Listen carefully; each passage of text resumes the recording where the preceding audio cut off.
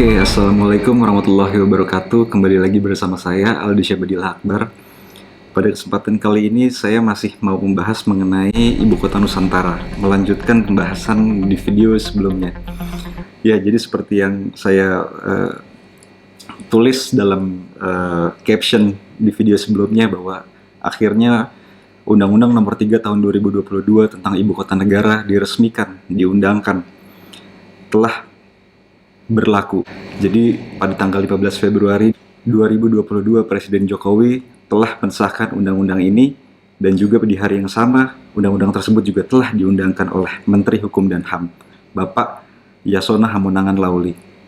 Kemudian undang-undang tersebut juga telah diberitakan pada lembaran negara di nomor 41. Jadi latar belakang penyusunan undang-undang ini dianggap karena ketiadaan undang-undang yang mengatur secara khusus mengenai keberadaan ibu kota negara. Jadi masih adanya fungsi ganda antara undang-undang mengenai ibu kota, yaitu fungsi yang satu sisi sebagai pemerintah pusat, di sisi yang sama juga sebagai pemerintahan daerah otonom ibu kota Jakarta. Jadi di situ dianggap menyebabkan adanya tarik-menarik kewenangan dan sebagainya.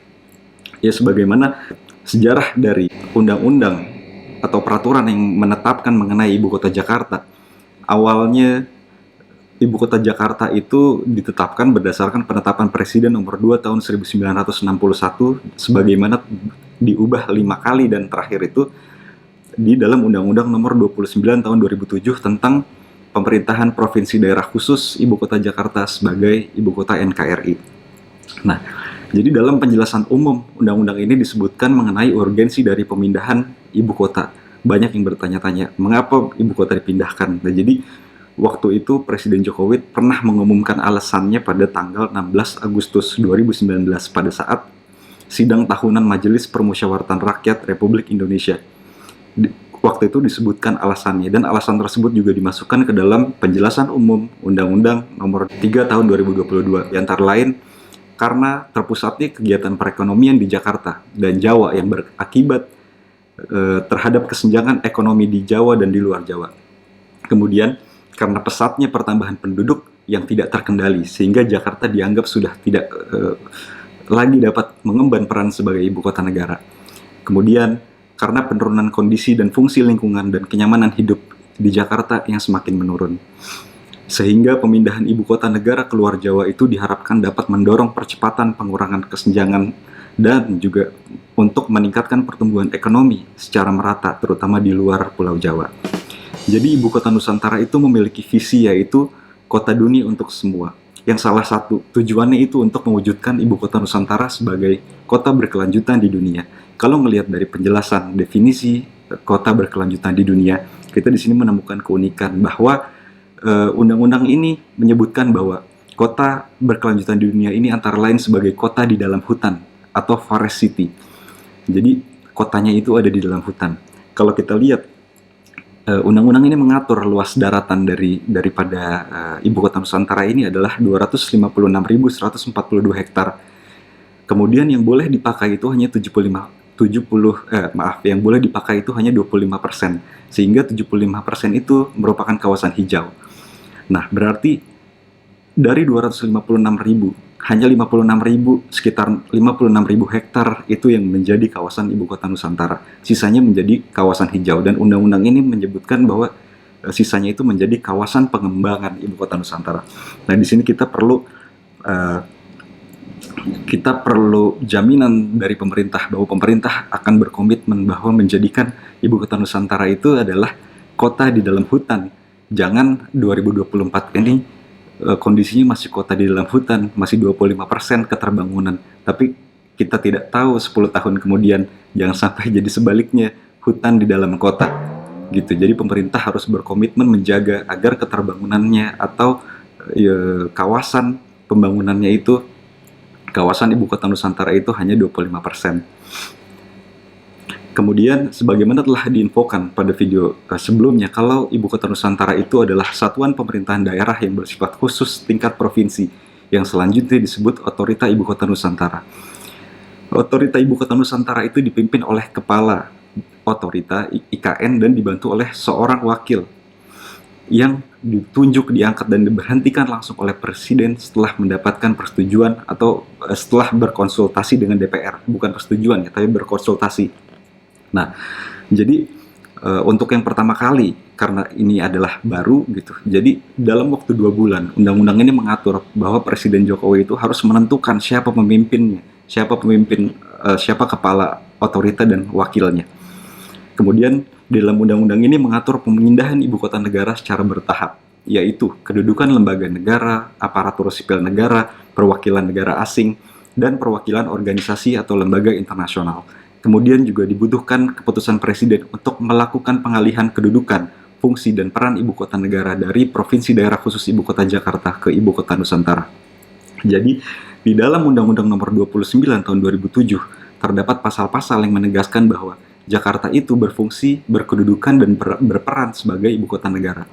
Sehingga selama belum ada keputusan presiden yang mengatur tentang pemindahan fungsi, peran, dan kedudukan Jakarta sebagai ibu kota, maka selama itu pun Jakarta masih tetap berkedudukan, berperan, dan berfungsi sebagai ibu kota. Kemudian juga sebagai informasi bahwa pendanaan untuk persiapan pembangunan dan pemindahan ibu kota negara serta penyelenggaraan pemerintahan daerah khusus ibu kota Nusantara bersumber dari anggaran pendapatan belanja negara APBN atau dari sumber lain yang sah sesuai dengan ketentuan peraturan perundang-undangan. Pada kesempatan kali ini saya juga ingin membahas secara singkat mengenai bentuk-bentuk kekhususan pemerintahan daerah. Yang pertama, pemerintahan daerah khusus Ibu Kota Nusantara hanya diselenggarakan oleh otorita Ibu Kota Nusantara tanpa keberadaan Dewan Perwakilan Rakyat Daerah.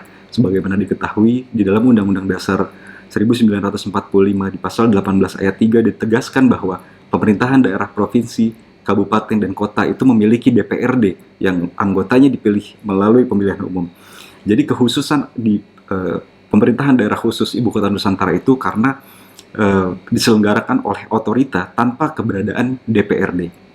Kemudian kekhususan lainnya yaitu kepala daerah di Ibu Kota Nusantara, wakil kepala otorita dan wakil kepala otorita yang tidak dipilih melalui pemilihan umum atau pilkada, tetapi diangkat dan ditunjuk oleh presiden dan sewaktu-waktu dapat diberhentikan juga oleh presiden.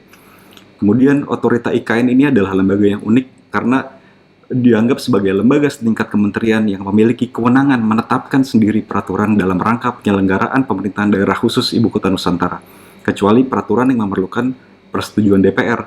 Jadi pemerintahan daerah khusus Ibu Kota Nusantara ini bisa mengeluarkan peraturan sendiri, kecuali peraturan-peraturan yang memerlukan persetujuan DPR seperti di dalam undang-undang ditentukan, seperti pemungutan pajak, begitu. Nah, jadi di dalam kalimat ini, pertama mengenai kedudukan peraturan otorita ini seperti apa. Jadi lembaganya itu lembaga setingkat kementerian. Ketika membuat peraturan, apakah peraturan itu setingkat peraturan menteri atau setingkat peraturan daerah? Jadi pertama-tama mengenai kedudukan peraturan menteri yang tidak diatur dalam Undang-Undang Nomor 12 Tahun 2011 tentang Peraturan Perundang-undangan. Jadi peraturan menteri dalam hierarki itu berada di bawah peraturan presiden karena menteri merupakan pembantu presiden. Tapi peraturan menteri juga pada saat yang bersamaan berada di atas peraturan daerah. Karena peraturan menteri itu menjadi landasan yuridis peraturan daerah gitu.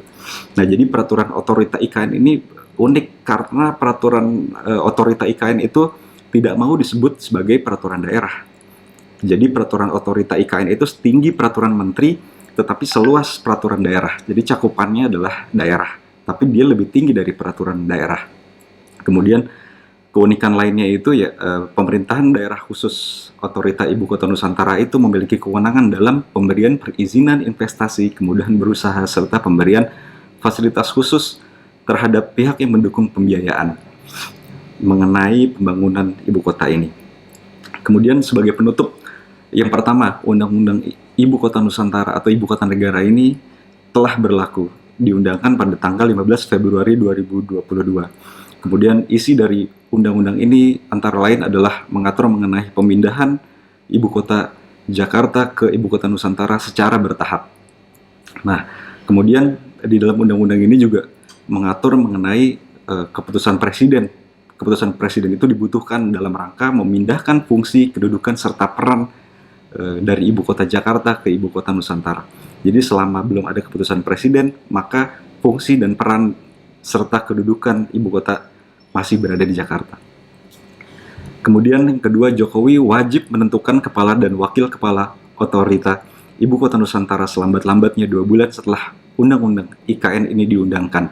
Sehingga dengan kata lain tentu saja kita akan bersama-sama melihat bahwa Presiden Jokowi akan mengumumkan siapa pemimpin yang akan diamanatkan untuk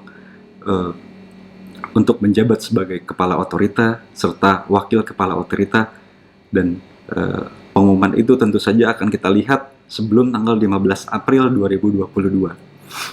Dan yang terakhir, jadi dalam rangka pelaksanaan pembangunan dan pemindahan Ibu Kota Nusantara, pemerintah pusat harus bisa mensinergikan antara perencanaan, pembangunan, pemindahan, serta penyelenggaraan pemerintahan daerah dengan Undang-Undang Dasar 1945, yaitu untuk tetap melindungi bangsa Indonesia dan seluruh tumpah darah Indonesia.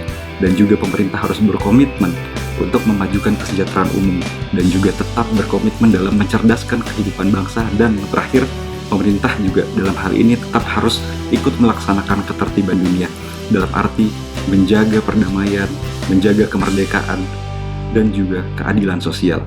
Baik teman-teman, ulasan dari saya. Terima kasih sudah menonton videonya. Jangan bosan-bosan, sampai bertemu. Jangan lupa subscribe. Terima kasih. Assalamualaikum warahmatullahi wabarakatuh.